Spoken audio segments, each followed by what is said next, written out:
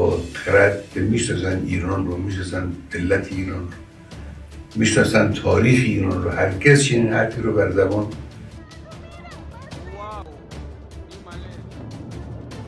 Selama puluhan tahun, Israel membombardir wilayah-wilayah sipil dengan dalih membela diri. Dari Gaza hingga Jenin, dari Rafah sampai tepi barat. Tak terhitung jumlah anak-anak, perempuan, dan warga sipil yang gugur tanpa pernah mendapat keadilan. Israel pun meluncurkan serangan ke Iran tepat saat Teheran tengah melakukan perundingan nuklir dengan Amerika Serikat. Sebuah langkah yang disebut para analis internasional sebagai provokasi terang-terangan.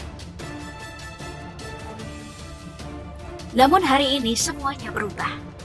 Iran membalas, bukan sekadar ancaman retoris, tapi dengan rudal berpemandu presisi yang menghantam langsung ke pusat-pusat kekuatan Israel.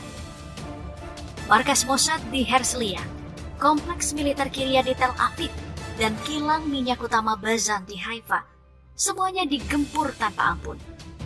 Pasukan elit Iran IRGC bahkan mengklaim telah merusak fasilitas cadangan unit 8.200, yaitu divisi perang cyber yang selama ini menjadi tulang punggung dominasi intelijen Israel di Timur Tengah. Untuk pertama kalinya dalam sejarah modern, Israel tidak hanya terluka, mereka juga ketakutan.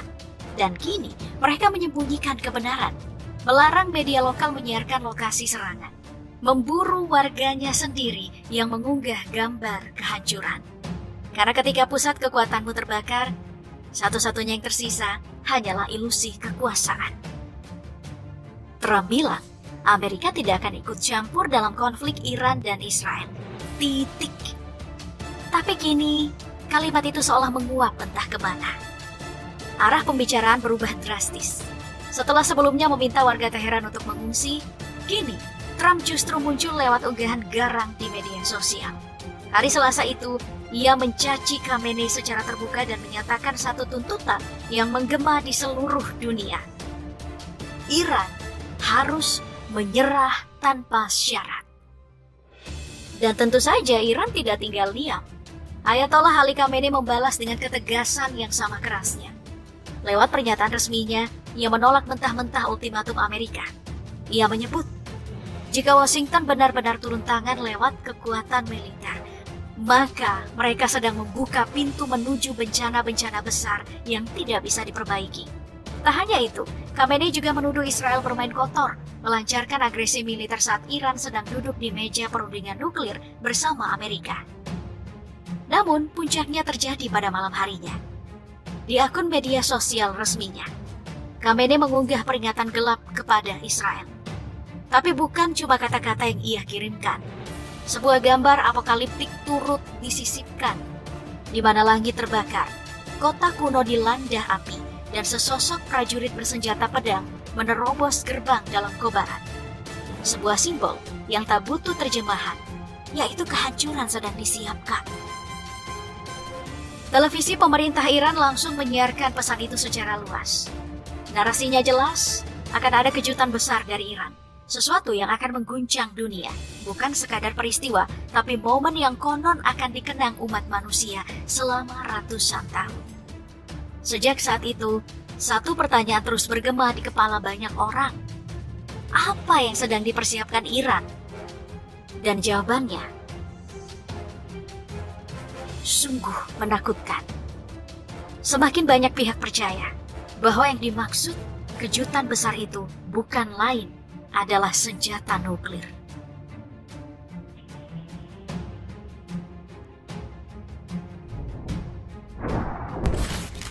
Ketika tensi terus memuncak dan situasi kian mendidih, Iran kembali melepaskan serangan mematikannya. Kali ini sasarannya bukan sembarangan.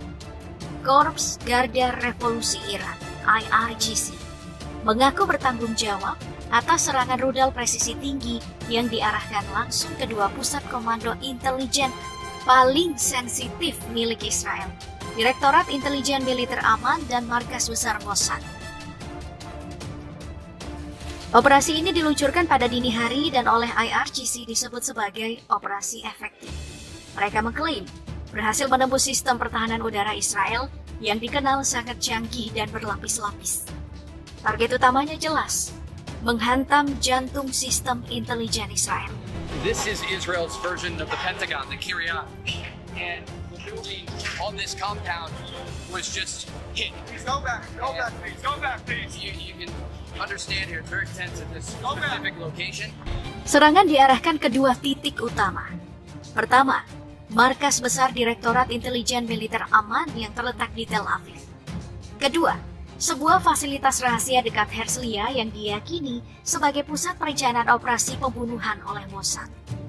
Termasuk di dalamnya rencana penargetan terhadap tokoh-tokoh besar seperti Ismail Haniyeh dan Hasan Nasrullah, serta sejumlah operasi luar negeri lainnya. Meski pihak pertahanan Israel berupaya mengecilkan skala kerusakan dan mencoba mengendalikan narasi, kenyataan di lapangan berbicara lain. Sebuah rekaman singkat sempat beredar di media. Video itu memperlihatkan ledakan hebat di area yang cocok dengan letak kompleks logistik aman dan fasilitas Mossad di Herzliya. Dua lokasi yang selama ini dikenal sangat tertutup dan dijaga ketat. Bukan cuma itu, sejumlah analis intelijen regional yang dikutip oleh media Ibrani menyebut adanya kemungkinan besar bahwa serangan ini juga menghantam infrastruktur cadangan rahasia yang terkait dengan unit 8200 divisi utama Israel dalam urusan intelijen sinyal dan perang cyber.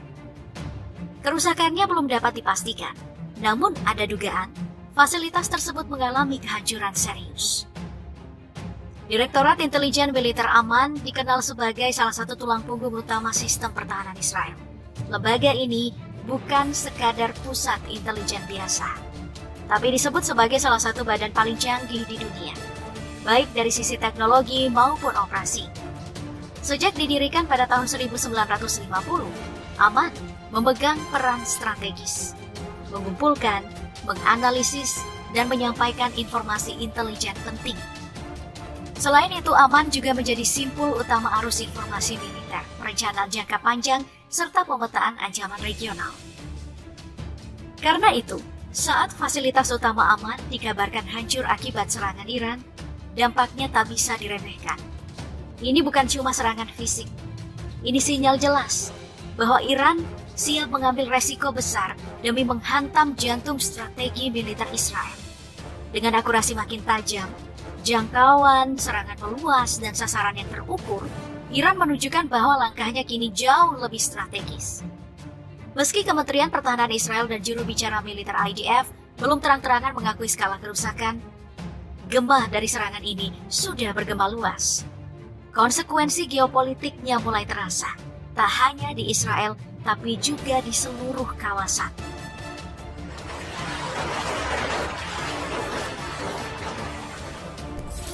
Sebuah serangan besar kembali mengguncang jantung infrastruktur Israel.